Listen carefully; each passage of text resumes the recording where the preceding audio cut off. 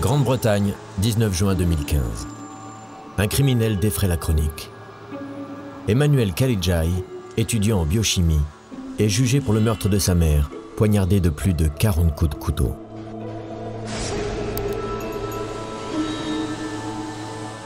Emmanuel Kalijai a revêtu le survêt rose de sa mère pour se créer un alibi et faire croire qu'elle était toujours vivante. Tous les tabloïds anglo-saxons ont dit que c'était le nouveau Norman Bates, le nouveau Psycho. Ça montre à quel point ce personnage de Norman Bates s'est ancré dans la culture populaire. Norman Bates, l'anti-héros culte du film Psychose d'Alfred Hitchcock, le tueur au couteau le plus célèbre du cinéma. Une douche et une musique que personne n'a oubliée. Une scène entrée dans l'histoire, reproduite et parodiée des centaines de fois. Ce qui est intéressant, et ce qui me fascine personnellement, que ce soit Hannibal Lecter ou Norman Bates, c'est de voir à quel point le public les aime. Ils les aiment, ils ont de l'affection pour eux. 5 acteurs ont incarné Norman Bates. Anthony Perkins et Vince Vaughn pour le cinéma. Et 2 ex-enfants stars à la télévision, Henry Thomas, échappé du film E.T., et le jeune Freddie Highmore, passé du garçon gentillet de Charlie et la chocolaterie au jeune homme de plus en plus psychotique de Bates Motel.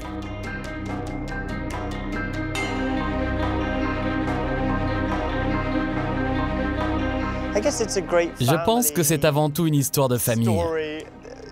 Une famille un peu bizarre, mais une famille dont l'histoire ne cesse de nous intéresser et qui reste intemporelle. Les déguisements pour Halloween, aux t-shirts en passant par des rideaux de douche, les indices ne trompent pas. Norman Bates est bien l'un des tueurs en série les plus iconiques de la pop culture, dont le sourire cache encore beaucoup de sombres secrets.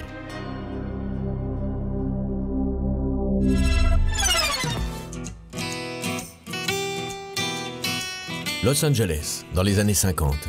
À cette époque, Hollywood n'a qu'une seule obsession, exporter l'American Dream pour lutter contre les méchants communistes.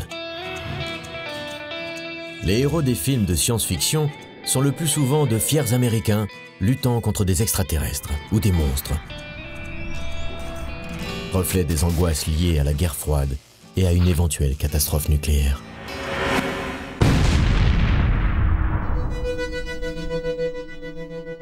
Quand le nouveau film d'Alfred Hitchcock est projeté sur les écrans en 1960, il détonne. Ce n'est ni un film noir, ni un film de SF, et pas vraiment un film d'horreur. Une sorte de thriller psychologique sorti de nulle part. L'Américain Patrick McGilligan est la référence quand il s'agit du maître de l'horreur, Alfred Hitchcock. Psychose est un film qui fait date dans l'histoire. C'est un film référence, car son personnage principal est devenu ensuite un modèle pour les autres scénaristes. Le genre de personnage qui nous devient très vite familier et que le public ne peut jamais oublier.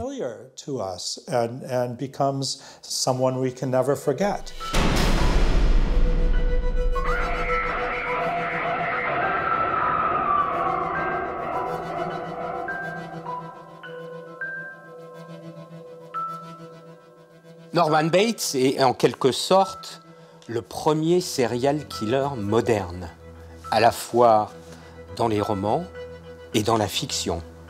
C'est lui qui est en quelque sorte l'ancêtre, même s'il y a eu Jacques l'Éventreur avant, mais l'ancêtre de nos tueurs en série modernes, c'est-à-dire Monsieur Tout-le-Monde, qui commet des actes insensés, qui a un rituel macabre. C'est aussi un personnage qui a été adapté, filmé d'innombrables fois depuis 1960. Le dernier Norman Bates en date, c'est lui. Freddie Highmore.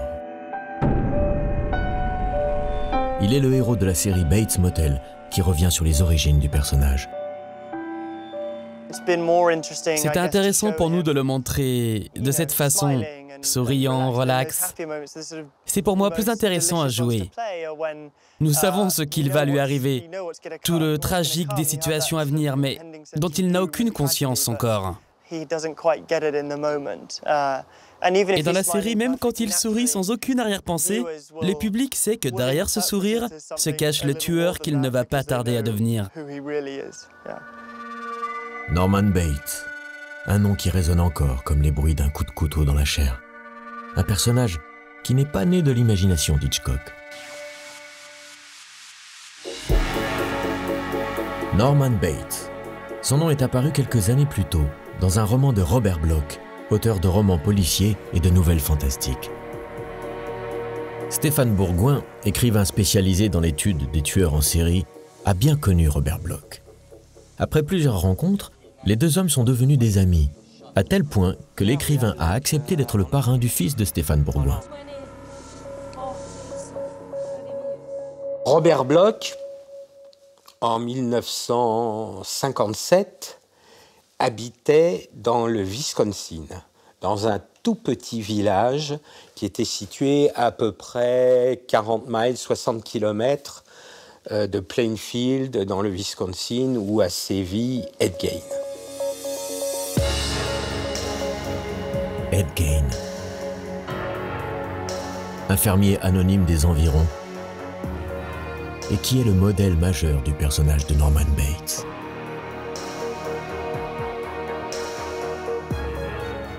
Ed Gein, c'est un homme qui est né en 1906 en Amérique, qui a grandi dans une famille à gros problèmes. Le père était alcoolique, au chômage en permanence, il tapait sur sa femme, la femme se roulait par terre en hurlant et en priant le Seigneur de faire mourir son mari le plus vite possible.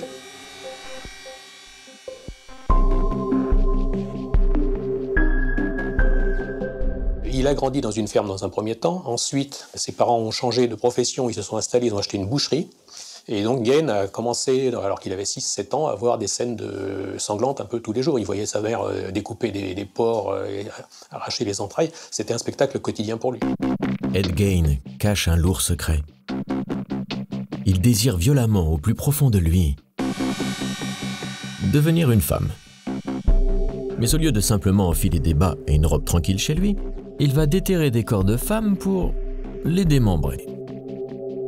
Dans ses tombes, Gein cherchait une chose fondamentalement simple, c'est-à-dire qu'il voulait se transformer en femme. Donc il récupérait le visage, bien sûr, de ces femmes qu'il avait sélectionnées, il récupérait les seins, il récupérait les vulves, et ensuite il se confectionnait des masques et il s'était confectionné un torse à partir de divers morceaux récupérés ça et là, avec lequel il s'habillait les soirs de pleine lune et il allait danser dans son jardin, dans les bois. Rapidement, le cimetière perd vite de son intérêt pour Ed Gein. Il s'attaque alors à des femmes de son entourage, bien vivantes cette fois-ci. Je pense qu'on peut tabler sur une dizaine de victimes en additionnant toutes les disparitions et tous les cadavres qu'on a retrouvés autour de chez lui, et pour lesquels on n'a jamais eu d'explication. Lors de son arrestation en 1957, l'atrocité des crimes frappe d'effroi les Américains. Ed Gein devient immédiatement une légende horrifique, alimentée par une presse fascinée. Tel un personnage de conte d'épouvante, des comptines et des chansons lui sont même consacrées.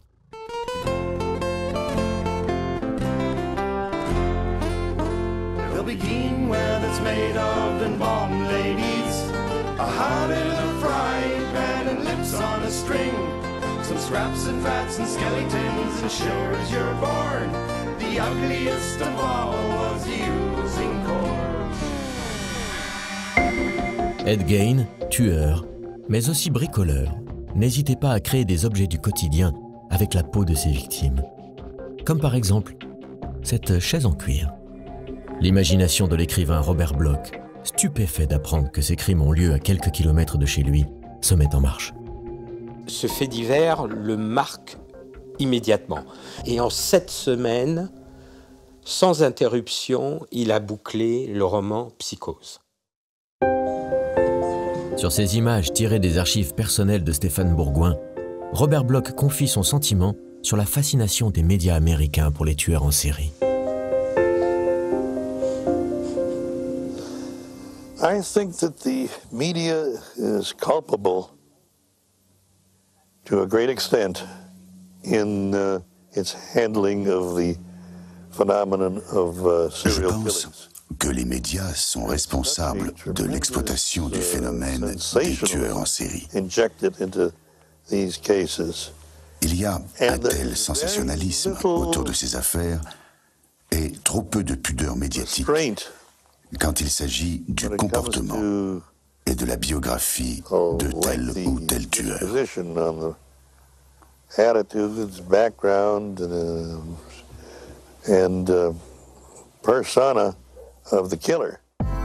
Fidèle à ses convictions, Robert Bloch ne va pas créer sur le papier une simple copie d'Ed Gein.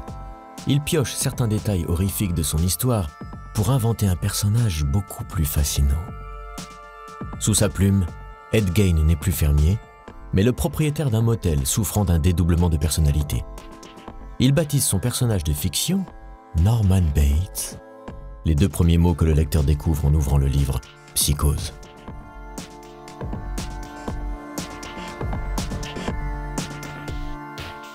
Norman, il m'avait expliqué que ça se rapprochait de normal, donc quelqu'un de normal dans son anormalité. Donc il voulait en faire un peu un monsieur tout le monde.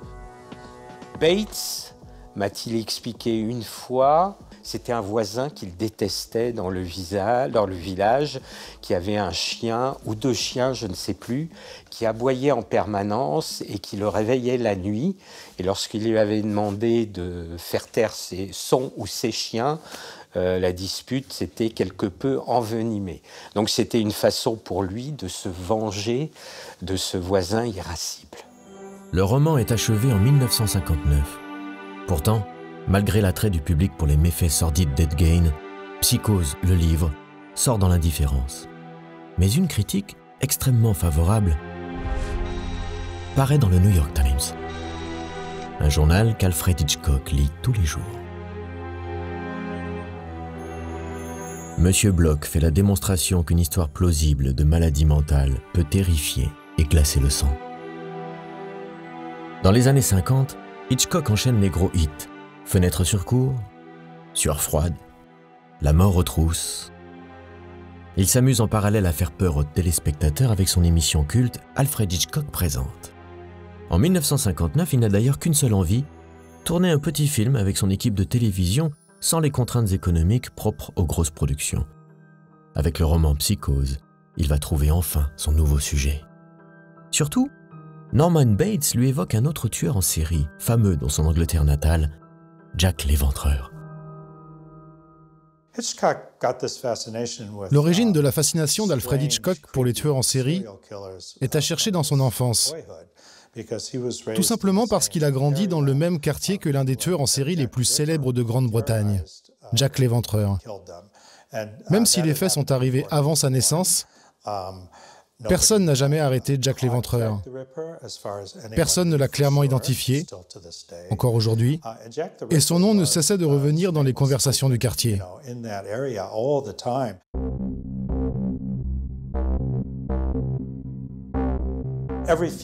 Régulièrement dans sa filmographie, il revient toujours à la figure de Jack l'Éventreur sous une forme ou une autre. Alors quand il a commencé à lire en 1959 le roman de Robert Bloch, Psychose, je suis sûr qu'il s'est dit... Hitchcock achète sur le champ les droits du livre. L'agent de Robert Bloch reçoit une offre de 9 500 $, tout en ignorant avec qui il est en train de négocier. Hitchcock avait pour habitude de cacher son identité lors des achats de droits. Donc l'agent de Robert Bloch reçoit une proposition à l'aveugle d'adaptation du roman pour le cinéma. On lui dit que ça va être tourné en noir et blanc, donc automatiquement, il pense que c'est un film à petit budget, même si ça vient de la part d'une major qui s'appelle Universal Pictures. Le scénario reste très fidèle à l'intrigue du roman. Mais un détail primordial est modifié. Dans le roman, Bates est un homme d'une quarantaine d'années, rondouillard et inquiétant. Sur une idée de Joseph Stefano, son scénariste, Hitchcock va le transformer en un jeune homme propre sur lui. Le genre de personne dont on pourrait dire « Tiens, lui, il ne ferait pas de mal à une mouche ». Hitchcock jette alors son dévolu sur un acteur qui commence à faire parler de lui dans le milieu. Le jeune Anthony Perkins.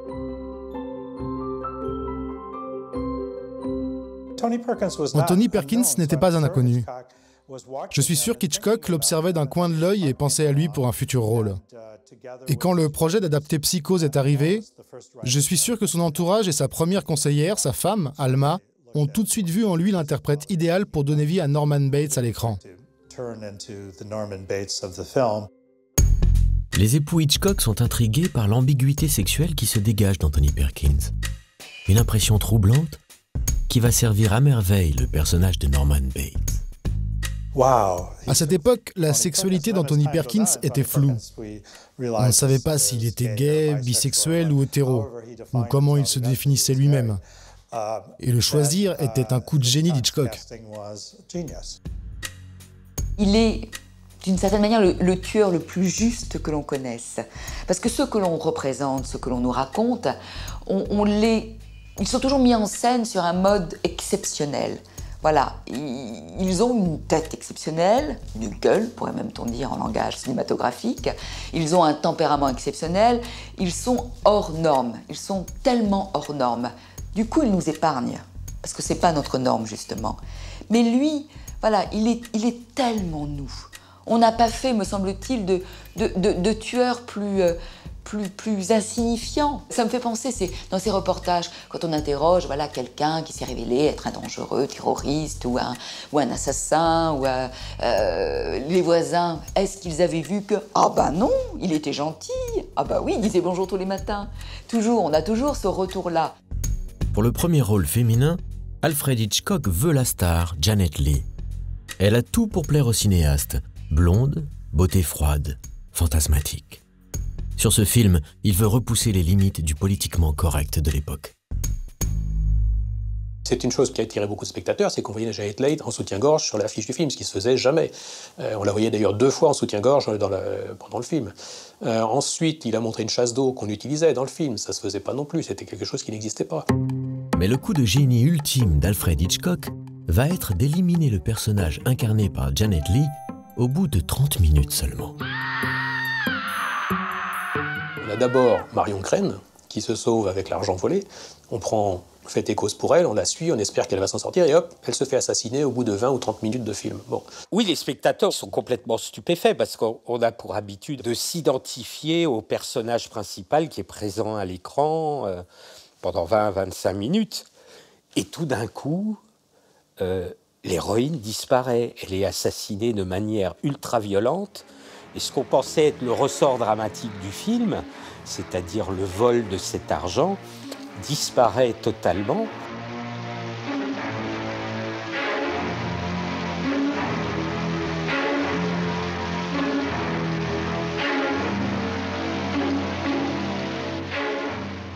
Ensuite, Hitchcock réussit à nous faire basculer vers Norman Bates, et là on prend fait et cause pour Norman Bates, qui à l'époque nous apparaît comme un pauvre garçon qui essaye de récupérer les cochonneries faites par sa mère et d'éponger le sang et de se débarrasser du cadavre. Le tournage est mené à un rythme effréné, et en quelques mois, à la fin de l'année 1959, le film est en boîte. Hitchcock n'a alors qu'une seule idée en tête, préserver le mystère autour de Norman Bates et du mal qui le ronge. Spoiler son dédoublement de personnalité, c'est tuer le suspense du film et le twist final. Pour éviter les fuites, Hitchcock ordonne à son assistante d'acheter tous les exemplaires de Psychose disponibles en librairie.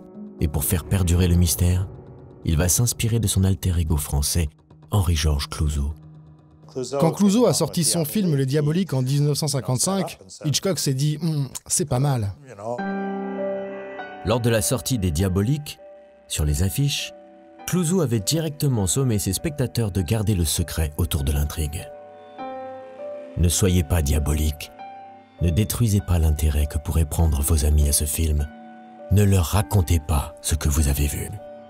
Merci pour eux. Pour la sortie de Psychose, impressionné, Hitchcock va faire exactement la même chose. Cela vous permettra de mieux goûter Psychose et surtout, lorsque vous aurez vu le film, n'en révélez pas la fin, nous n'en avons pas d'autre. Clouzot inspirait le travail d'Hitchcock et inversement. Sur Froide et Diabolique sont tirés de l'œuvre du même écrivain français, Boileau-Narcejac.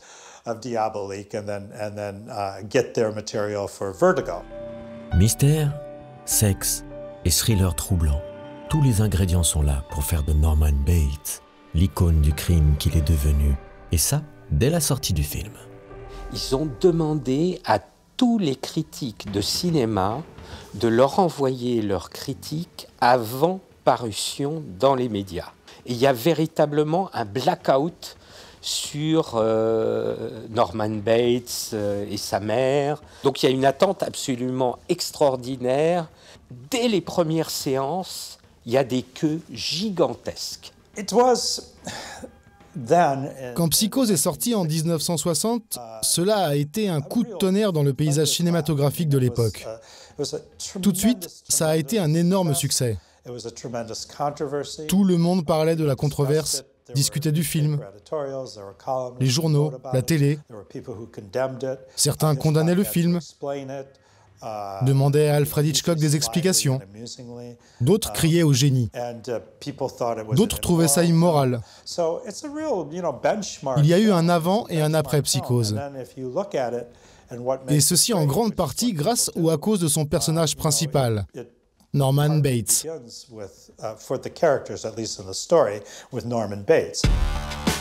Psychose devient très vite le plus gros succès d'Alfred Hitchcock. Et le film est juste derrière Ben-Hur au box-office de l'année. Produit pour moins d'1 million de dollars, le film en rapporta 50. 22 ans plus tard, en 1982, les slashers sanglants sont désormais à la mode. Universal Pictures met en chantier Psychose 2, avec bien sûr Anthony Perkins en Norman Bates, qui, sorti de l'asile, rentre à son motel, mais comme on s'en doute, pas encore tout à fait guéri. Le film récolte 35 millions de dollars au box-office. Du coup, pas bête, les producteurs lancent en 1986 Psychose 3, avec, bien sûr, Anthony Perkins dans un film où Norman Bates est de nouveau normal. Mais sa mère, elle, a de nouveau perdu la tête. Cette fois-ci, overdose de Bates, le film se plante au box-office.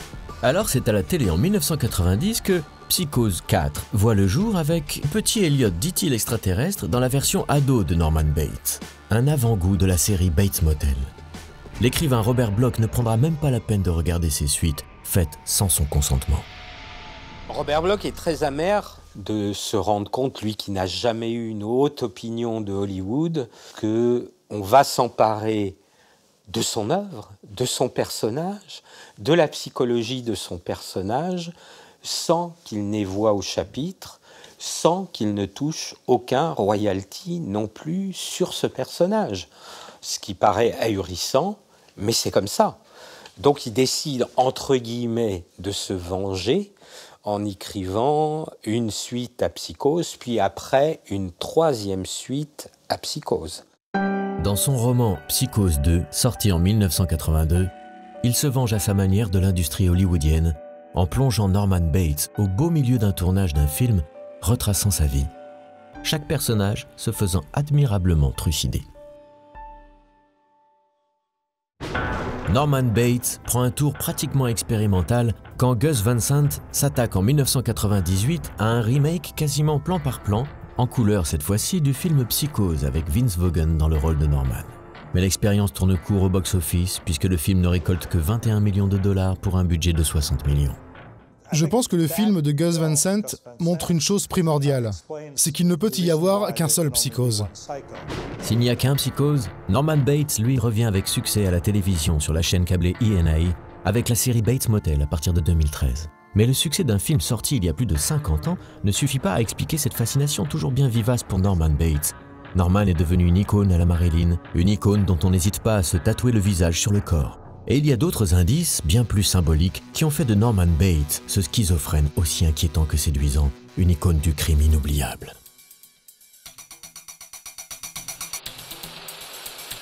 Norman Bates est indissociable de son motel, véritable deuxième personnage du film Psychose qui participe de la légende de son héros psychopathe. Le motel qui apparaît plus que jamais comme le lieu de toutes les terreurs made in USA, où sont tapis les monstres du passé et de l'inconscient. En 1960, dans un trailer hilarant, Hitchcock utilise sa notoriété et sa fameuse silhouette débonnaire pour faire la promo de son film et de son fameux motel.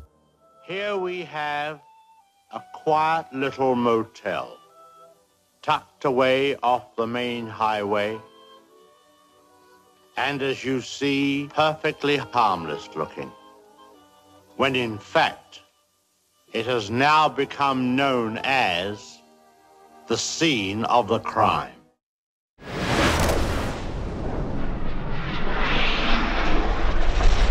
Vancouver de nos jours.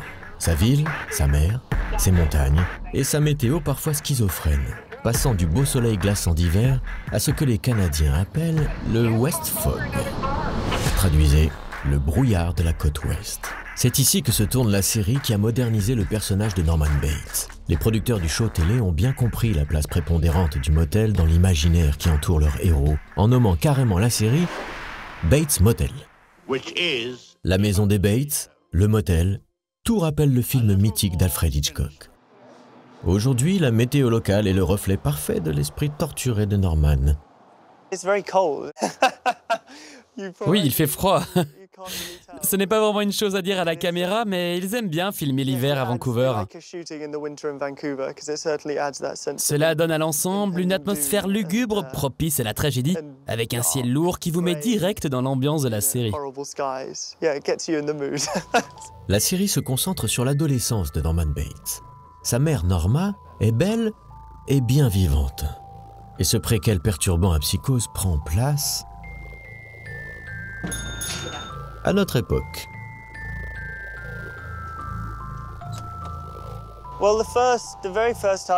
La première fois que l'on voit le signe du motel, puis la maison qui se dresse devant vous et qui semble sortir tout droit du film Psychose, vous avez cette impression de faire partie de l'histoire du cinéma.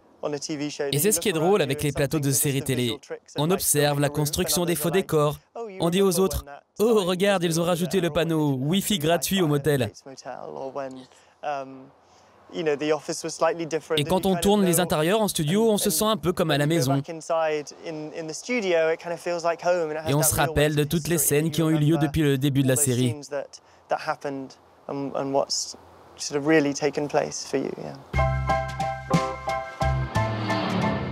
L'origine du mot motel est simple à trouver. Il s'agit de la fusion des mots moteur et hôtel. Un motel est en effet ce drôle de concept né aux États-Unis qui permet de se garer juste en face de sa chambre, pour être prêt à repartir aux premières heures du jour.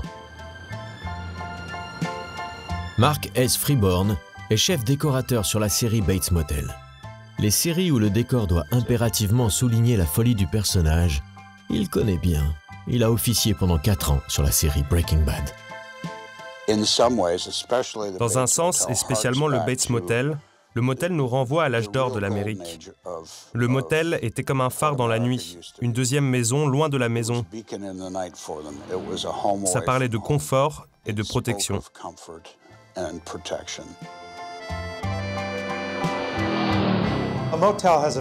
Le motel a une place particulière dans la mythologie américaine, parce que l'Amérique est un vaste continent, et l'idée du rêve américain est de pouvoir aller où l'on veut, à n'importe quel moment, et en totale liberté.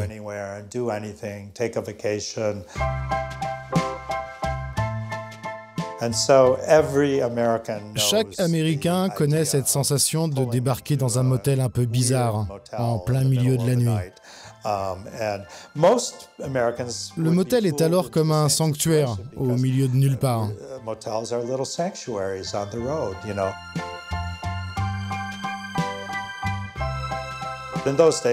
Et ce que l'on trouve sur son chemin, ce sont toujours ces petits motels pas chers, pour y loger sa petite famille pour une nuit ou deux sur la route des vacances.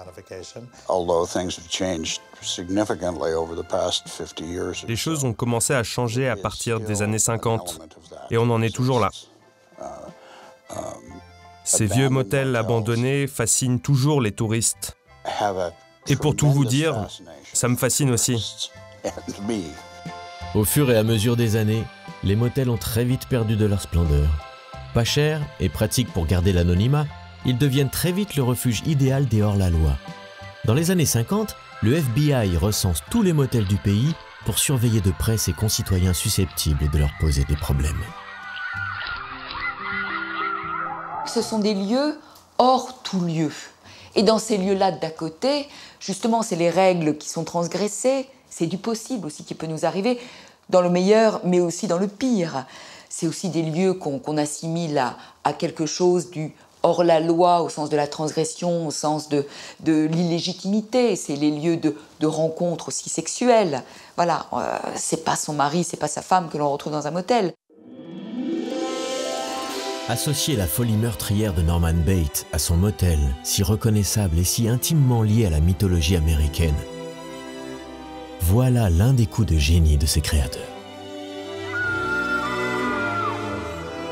Le motel, c'est un lieu de passage. On y reste quoi? Une nuit, si on a la chance de survivre, surtout au Bates Motel.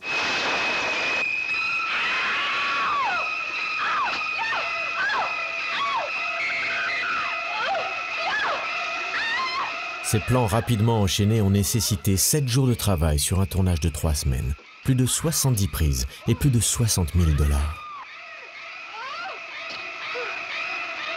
Un travail colossal pour 45 secondes de film qui montre l'importance fondamentale de cette scène aux yeux de Hitchcock.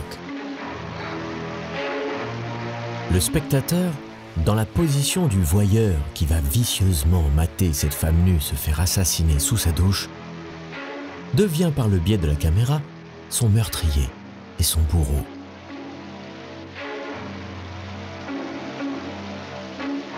Il devient Norman Bates.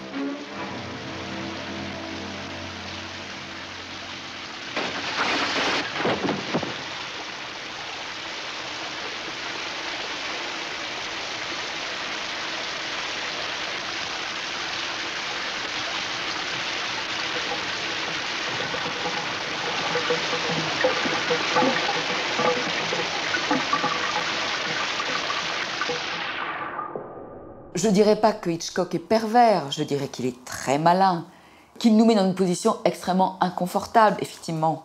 Et si on était aussi un peu nous le tueur, capable de ce déchaînement-là de violence, de cette pulsion-là, je crois que oui, ça nous implique de manière extrêmement dérangeante, et peut-être jouissive, c'est peut-être ça qui est encore plus dérangeant.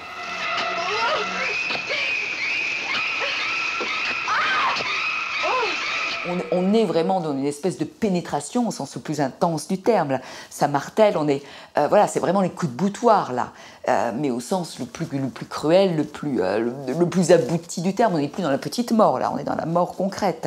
Voilà, ça pénètre, ça insiste, le sang gicle. Ça peut être aussi une métaphore d'autres choses qui giclent, de très sexuel pour le coup. Mais voilà, on peut s'en faire un film. Et peut-être qu'on l'imagine plus qu'on ne la voit. Je pense que c'est la grande force de cette scène. On ne voit pas grand-chose, en fait. La séquence de la douche est assez stupéfiante de par son montage. Hein. À cette époque-là, c'est quand même relativement rare d'avoir un montage aussi saccadé, aussi strident. Et cette brutalité du montage nous fait penser que la séquence est beaucoup plus violente qu'elle ne l'est en réalité. Donc c'est quelque chose qui nous heurte en pleine gueule, hein, il n'y a pas d'autre mot. Avec cette scène, Alfred Hitchcock se joue de la censure cinématographique imposée par le très sévère Code Hays, garant des valeurs de l'Amérique puritaine jusque dans les années 60. Les censeurs ont commencé à parler de cette scène et Hitchcock les a rassurés. Oh, vous ne verrez rien du tout, aucune nudité. Et aujourd'hui, tout le monde continue de décortiquer cette séquence. Tout le monde étudie comment Hitchcock l'a filmé, comment il l'a monté et réalisé. On a l'impression de voir des seins, alors qu'en fait, on ne voit rien du tout. On entend, on voit le rideau qui bouge, mais à chaque fois qu'il y a un coup de couteau qui descend, on change de plan et on a l'impression d'avoir vu le coup de couteau, alors qu'en fait, on n'a rien vu du tout. On ne voit que le sang à la fin qui coule dans la baignoire et c'est tout. Et le noir et blanc a été bien utile à ce moment-là parce que ça a permis d'utiliser du chocolat fondu en l'occurrence pour donner la consistance du sang, mais ça n'avait pas la couleur du sang évidemment. Mais le plus surprenant dans cette scène finalement est que ce n'est pas l'interprète de Norman Bates, Anthony Perkins, qui tient le couteau. Le comédien retenu à New York sur une pièce de théâtre fut remplacé par sa doublure lumière. À la fin de sa vie, l'acteur déclarera: c'est plutôt étrange finalement d'avoir été identifié toute sa vie durant à cette séquence, sachant que c'était ma doublure à l'écran. Aujourd'hui encore, la scène est toujours régulièrement parodiée. Comme dans ce remake fidèle en version Lego.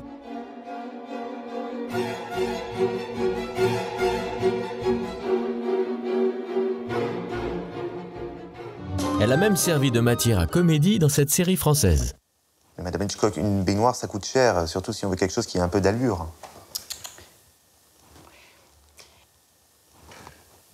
Et si on tournait la scène dans une douche? Ah oui, mais dans le scénario, il y a marqué une baignoire. Mais je me contrefous du scénario, mon petit bonhomme. Si ça coûte moins cher de tourner dans le trou du cul de Jennifer, on tournera dans le trou du cul de Jennifer, c'est clair? Je suis pas sûr qu'il y a assez de place. Dernièrement, c'est Jamie Lee Curtis, la propre fille de Janet Leigh, qui a parodié la scène de la douche pour la série Scream Queens. Sur un cliché en noir et blanc posté sur les réseaux sociaux, elle tient fièrement la photo de sa mère. La série Bates Motel s'amuse bien évidemment de la renommée de cette scène, faisant patienter les fans au fil des saisons qui n'attendent plus qu'une seule chose, que le Norman Bates, version Freddie Highmore, refasse à sa sauce cette scène d'anthologie. Yeah, the shower scene, it will have to be down here. I think... Ah oui, la scène de la douche. On va finir par y arriver, oui. Mais je pense que nous faisons pas mal de références à Psychose dans la série. Mais je fais attention également à ce que mon interprétation de Norman Bates ne soit pas constamment comparée à celle d'Anthony Perkins, qu'on ne s'éloigne pas trop de l'univers de la série. Je pense que nous allons refaire la scène de la douche, mais pas exactement de la même façon que dans Psychose. Nous ne travaillons pas dans l'idée de recréer des scènes exactes de Psychose et de copier les plans du film d'Alfred Hitchcock.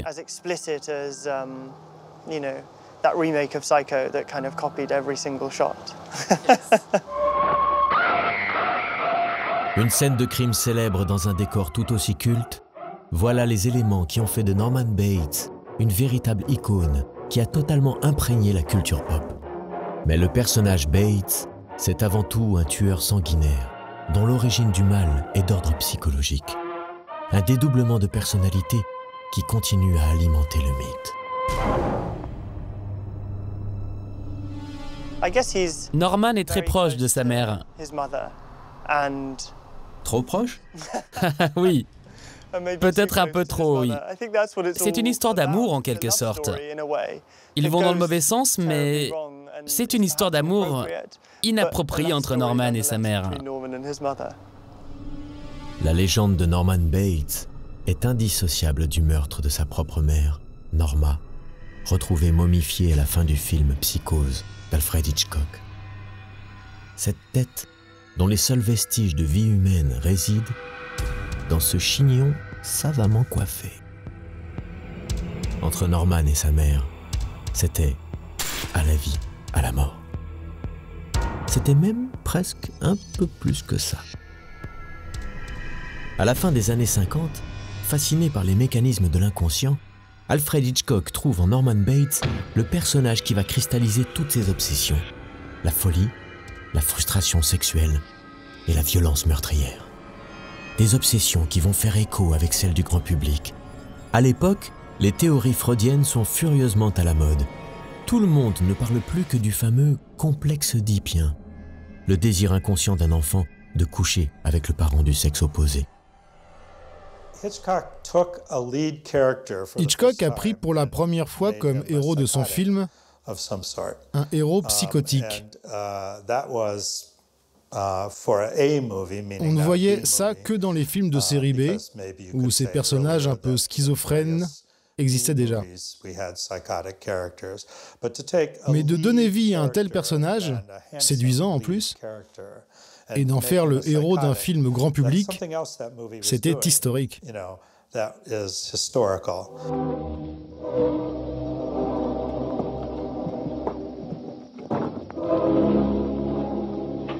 This young man, you had to feel sorry for him.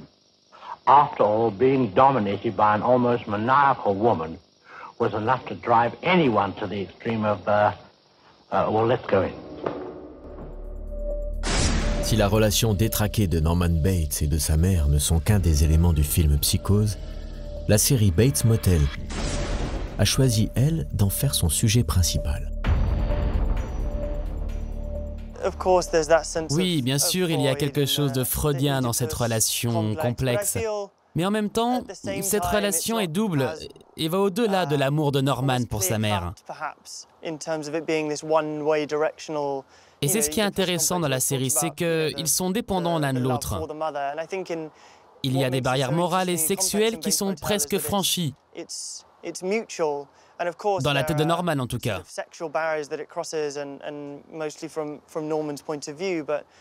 Mais il y a cet extraordinaire lien qui les lie et qui va bien au-delà de l'amour de Norman pour sa mère.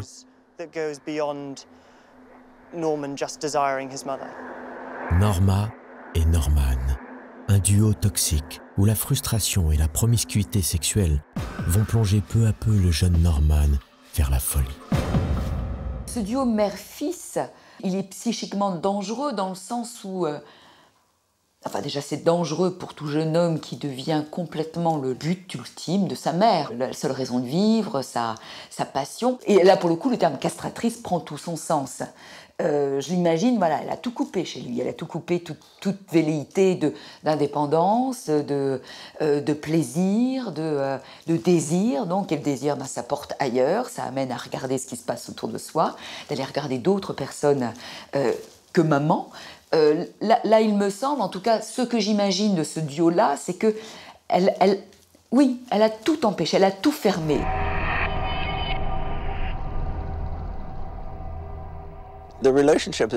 C'est incroyablement complexe, cette relation. Et c'est compliqué de savoir qui est le plus perturbé des deux, Norma ou Norman, ou tout simplement les deux. C'est complexe car c'est une mère aimante, mais manipulatrice. Et la relation est presque incestueuse. Par exemple, il y a une porte qui sépare leurs deux chambres.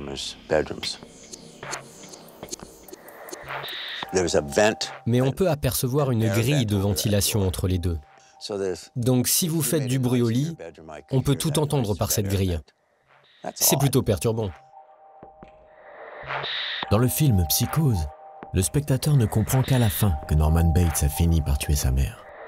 Mais pétri de culpabilité, il l'empaille pour se donner l'illusion de sa présence. Cette tête empaillée, monstrueuse, que l'on peut encore observer au musée de la Cinémathèque à Paris, est à l'image de ces animaux figés dans le temps que l'on peut voir dans chacune des pièces de la maison des Bates. La taxidermie, un autre symbole dont la série Bates Motel s'est emparée.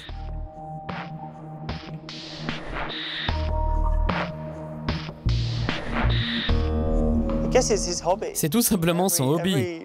La taxidermie est le hobby de Norman. Vous savez, tout le monde a besoin d'un hobby qui occupe son esprit. C'est un peu bizarre, non? Oui. Oui, il pourrait tout simplement jouer au football, s'entraîner sur la pelouse de la maison, essayer de marquer des buts, avec sa mère qui essaierait d'arrêter les ballons. Si seulement c'était ça. Mais ce n'est pas le cas, alors il a choisi la taxidermie.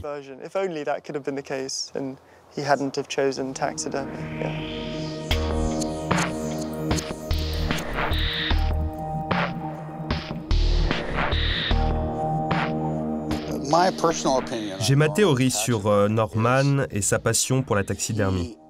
Norman est obsédé avec ça, car c'est une âme solitaire. Il a trouvé un hobby qui lui permet d'avoir un contact avec des êtres de chair.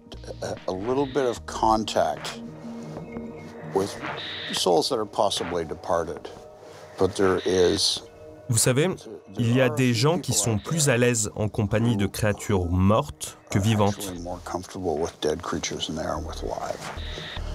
Et c'est l'esprit de Norman.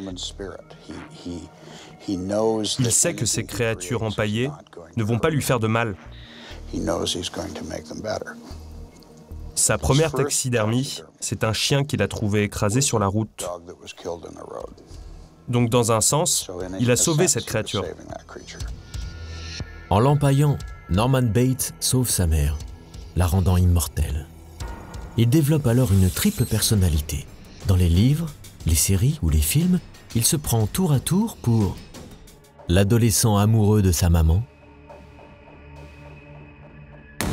pour sa mère,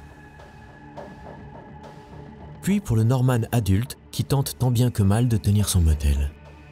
La facette la plus normale de sa personnalité. Norman est fascinant car, au départ, en surface, c'est un garçon très doux. Il a un cœur aimant. Il veut avoir une vie accomplie, une vie meilleure que celle de ses parents. Mais il ne peut pas. Quelque chose est cassé en lui.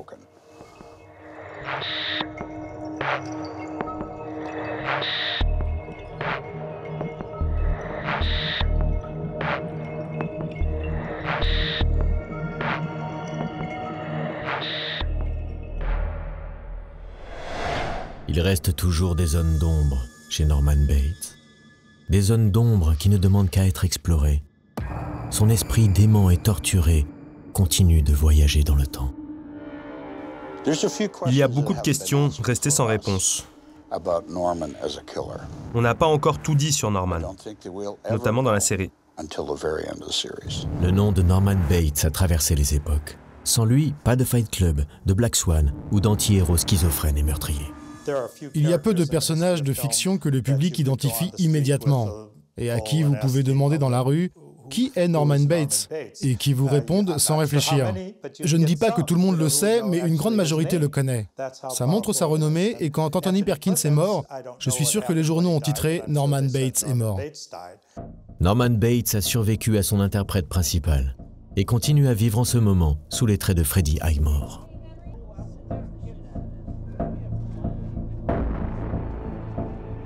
Je vieillis en même temps que Norman. J'espère juste ne pas finir comme lui. Le sourire de Norman Bates reste légendaire. Et il est à parier qu'il n'a pas encore tout à fait dit son dernier mot.